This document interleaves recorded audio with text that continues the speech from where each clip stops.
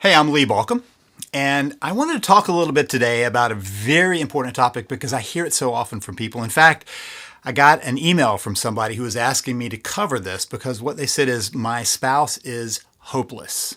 They've lost hope. What do you do when your spouse has completely lost hope? So let's talk a little bit about what's going on. So you've got this relationship that has had trouble over time, and you've probably done some things to try to address it.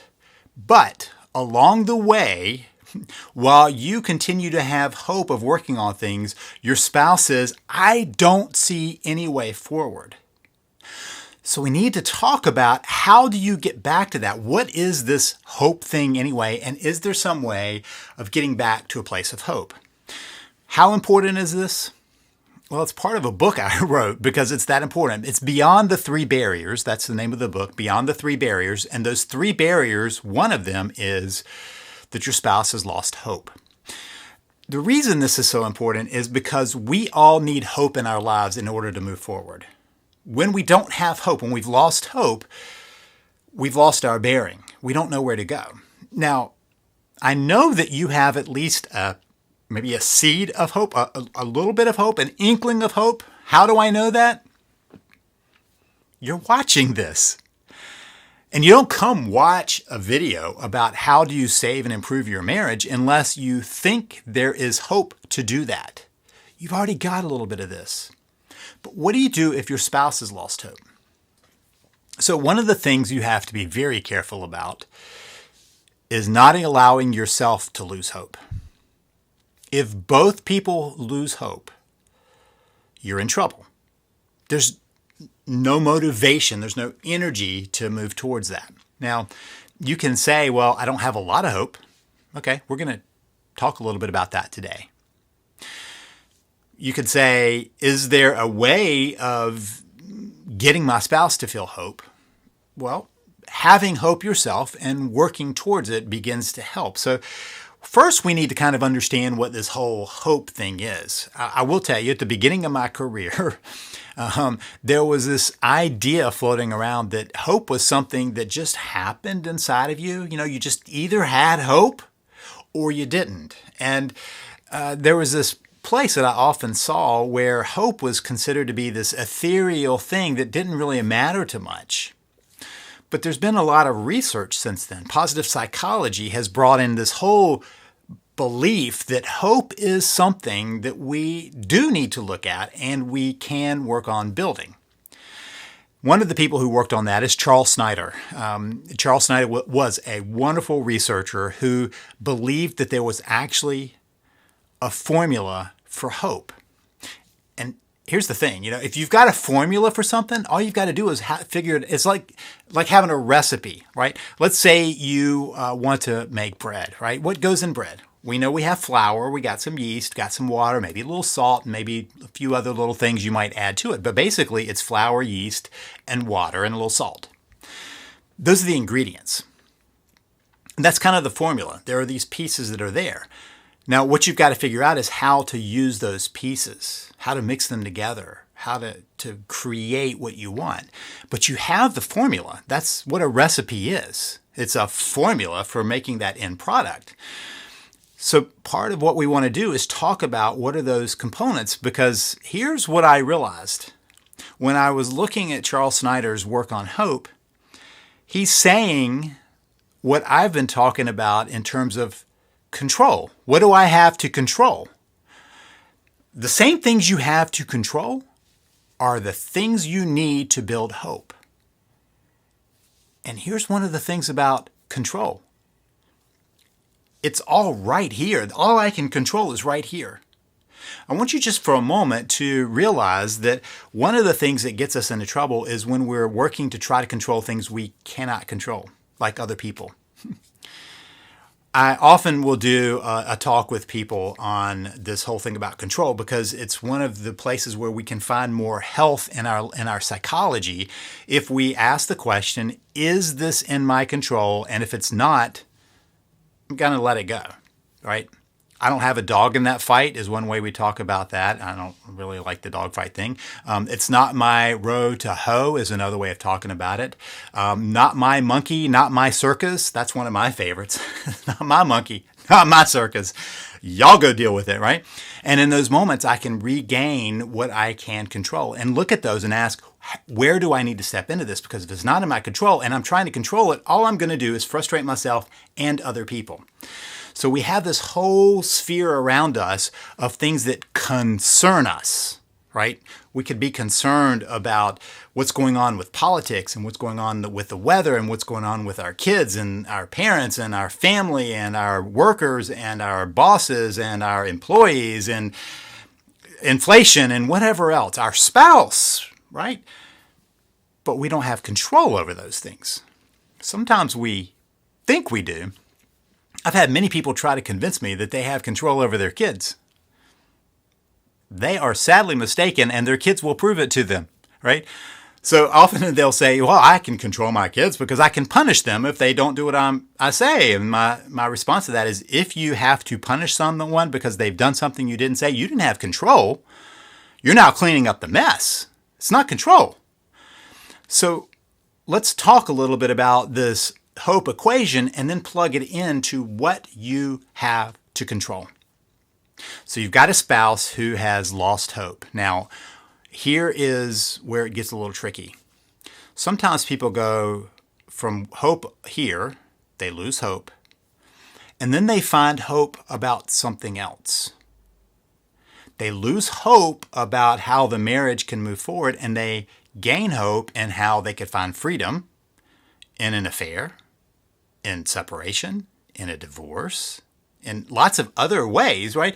And so when people lose hope, one of the things we've got to watch for is, can we work on things to restore hope before they grasp hope somewhere else, away from the relationship? Because we're working on restoring the relationship, honoring the commitment, finding a way of making the marriage something you both want.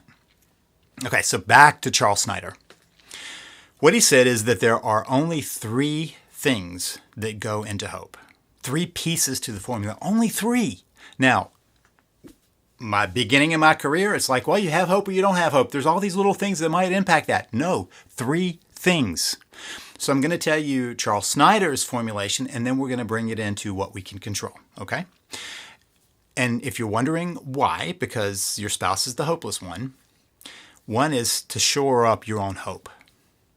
And 2 is to recognize that both hope and hopelessness can be contagious.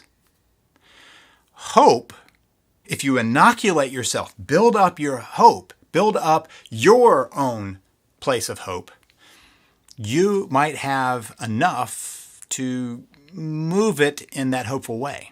I've watched many people over the years with a hopeless spouse, but them holding the hope that something could be different in the relationship and working on rebuilding until the hopeless spouse begins to have hope also and join that hope and come together back into the relationship. So the short answer of what do you do if you have a hopeless spouse is work on your own hope and help bring that into the relationship and help show that there is another possibility. But now we got to work on, how do you build your hope? 3 parts, right? 3. Here it is. Goals plus pathways plus agency. Those are the pieces that Snyder talked about. Goals plus pathways plus agency. Okay, so let's break it down. First thing that you have to have is somewhere you're going to go, right? A goal. And you want that to be as crystal clear as possible, because if you have a fuzzy goal, it's kind of hard to figure out how to get there. But the more clear you are about it, the more defined you are about it, the more helpful it is in you building a path to it. So let's talk about what that looks like. A goal of a healthy marriage would include one that's warm and inviting, one that is full of affection and love, is based in loving actions, and based in commitment. That to me are the kind of the ingredients. That's the goal I want is to have this relationship where we rely on each other, that we are, as I talk about it so many times, a we. We are a we. You and I have formed together into another entity of we. That doesn't mean you lose yourself. It means that you come together as a team, right? When you're on maybe a sports team or something else, it's not that everybody loses their identity. It's that they have this identity within the team where they bring their best to it, play their best, work their best, all of that. So that's what we're aiming for. That's the goal. To build this relationship that is solid, where you are a team working together, moving towards the same goals, understanding you're in it together, that's warm, that's inviting, that's connected, that's honest, that's truthful, that's transparent, right? All those pieces are what we're aiming for. So that's the goal. You now have the goal. Well, you may not. You may say, I don't want that. If that's the feeling, hit stop right here. Because that's where I'm hitting, and that's where I am trying to get you to go. That's what we're building. Okay, so now we have the goal in mind. The goal helps us because the next thing we have to have is, how do we get there? Now, I'll give you one of the things that I think is so sad about where we are as a culture. We don't prepare people to be married. I mean, lots of people do a lot to get married, right? They have a big wedding. They pay lots of money for a venue and dress and people coming and the food and the drinks and the honeymoon and all of that stuff. There's a lot of getting married. Not a lot of training in being married. As a therapist, when people were getting married in a number of different places in my community, they had to come through my office to see me for 3 visits. Now, what I knew in those 3 visits is we weren't going to fix everything. I was trying to create an open door atmosphere for them, that when things got tough, they would come back. Because everybody believes going into a marriage that they have the love that will last. Sure, everybody has problems, right? And sure, 50% of marriages fail, but we won't because we have the right kind of love. That's what everybody has running in their head. And so what I'm trying to do is get them ready to come back when they realize that's not the case, or at least have an understanding where in their mind somewhere they go, hey, somebody told us we need to work on being a we. How do we do that in this? To give them some framework for that, right? And so part of what we have created in our culture is a lack of pathways to getting to a good marriage. It's actually why I created my Save the Marriage system, because I wanted to do that. It's also why I've written several books on how do you get there if you've gotten to a bad place. Because what I know is most of the time people don't go looking for the answer until they have to, until it's so painful that they don't have an alternative. And so part of what we're trying to create here is a pathway to follow. What's the pathway? Knowing what it takes. So let's just use the first 2, and let's say that I decide I'm going to take a trip. I've got a goal. I'm going to go to the beach. I love the ocean, water kind of guy. I'm going to go to the beach, right? So now I've got a goal. I want to go to the beach. Now I still might have to choose for clarity where I'm going to go. So I pick the beach I'm going to go to. Okay, now I'm clear. That is what I want. That I'm going to stay wherever, and I'm going to do things when I'm there. I'm going to paddleboard and all the things I love to do. That's my goal, right? I've got my goal now, right? It's very clear in my mind. Pathway, how am I going to get there? Well, I could fly. I could take a train, take a bus. I probably can't take an Uber. It's too far. But I could probably also drive. Okay, so I'm going to drive. Decide I'm going to drive. Okay, pathway number 1. How am I going to do it? I'm going to drive. Now, I need to route myself to get there. GPS. I pull out my phone, tap in the address of my goal, where I'm going to go.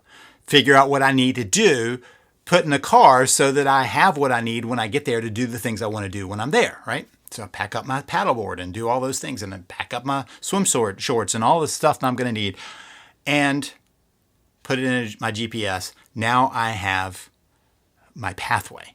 I know how to get there.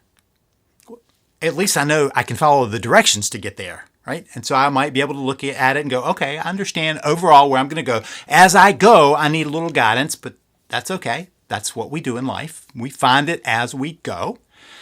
So I now have my pathway. There's only one thing left, and that is what Charles Snyder talked about as agency. And that is the willingness to do it. Am I willing to get in the car, drive the route that my GPS is showing me, and arrive at the beach?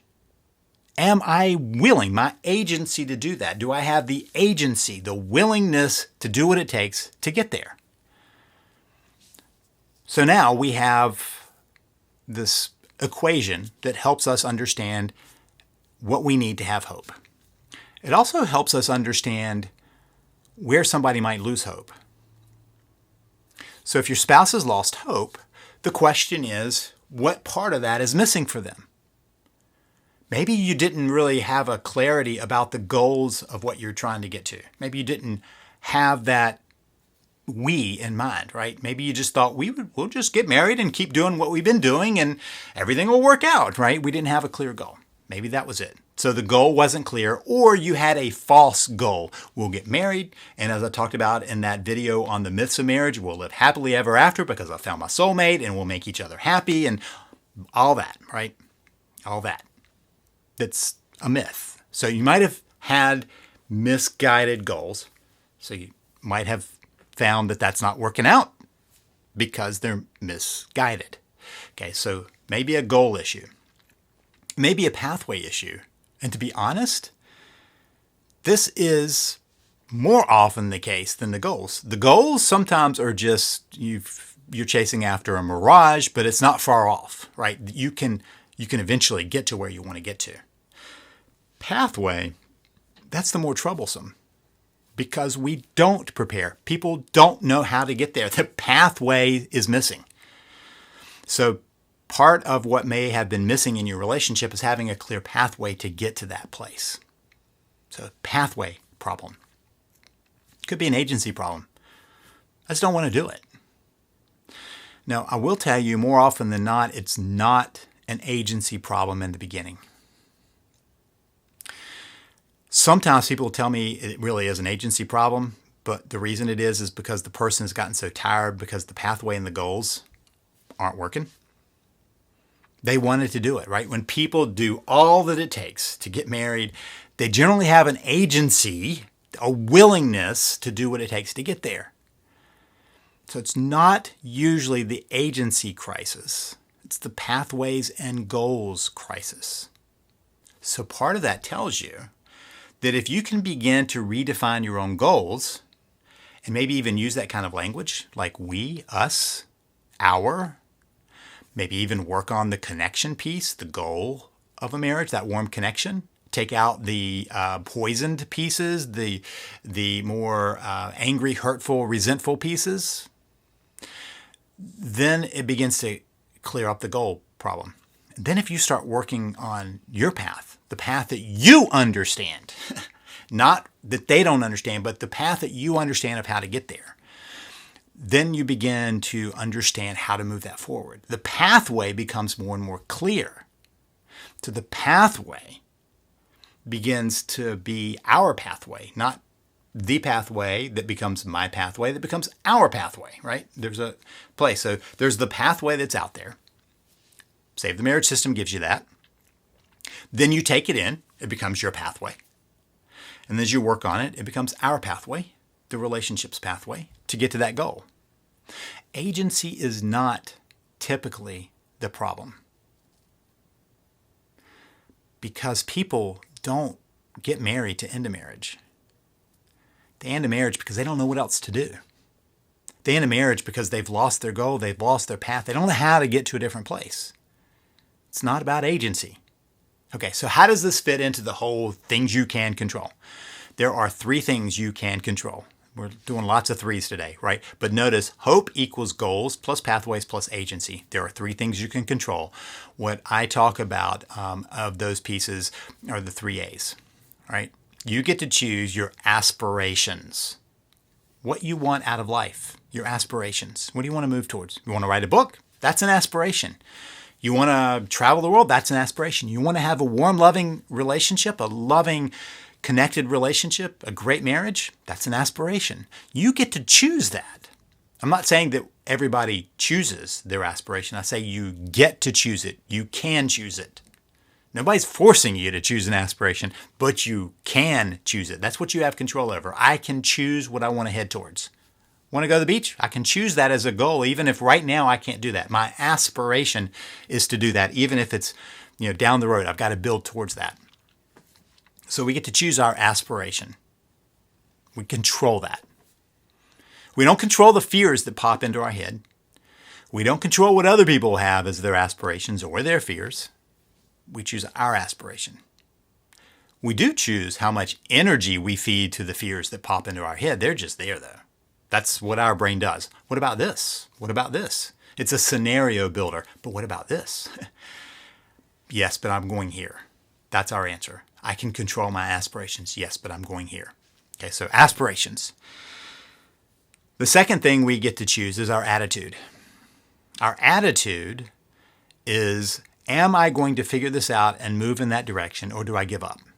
Those are the two kind of general polarities of choice. I can choose. I can control that. I can control whether I'm going to figure it out, right? So many times in life, I could say, yeah, it's just not worth it to me. That's a choice. It's also in my control. Or I could say, you know what, I'm going to figure this out. I will work on figuring out what it takes to get there. So there's another way we could talk about that possibility, right? Another way to talk about our attitude, and that is agency. Do I have the willingness to put in what it takes? That's agency. Agency, attitude, same thing. Okay, so now we have those two. The last thing is pathways. We get to control our actions. That's the last A of those three A. So we have aspirations, attitude, actions. We get to choose our actions, what we say, what we don't say, what we do, what we don't do. Now, many people will deny that they have full control over that. But we do have control over what we do, what we say, what we don't do, what we don't say. We just have to accept that. There's another way of understanding that. That's the pathway. My actions end up being the pathway. So the only thing that really stands in our way for many things is figuring out how to do it. Working harder isn't always the answer. Doing it right, doing a path that matters, that's what matters. So this is where I'm going to invite you to grab my system if you don't have the pathway. You need a pathway to get you there. The other two you can just kind of create, right? I'm going to talk more about the goals in my system, where you want to get to, what that marriage should be like, but I'm more clear about how you get there. And so then the last thing you have to do is say, am I willing to do it? Nobody can make that choice for you. But I will tell you this. A spouse who's lost their hope needs a spouse who's held on to their hope. If you lose your hope, all hope is lost. If you lose your hope, your spouse will often join you on the path. So how do you help a spouse who's lost their hope? Build your hope. Build your pathway. Choose your goals. Decide you're going to do it. And if I can help, check me out at savethemarriage.com. That's savethemarriage.com. This is Lee Balcom wishing you the best as you work to save your marriage.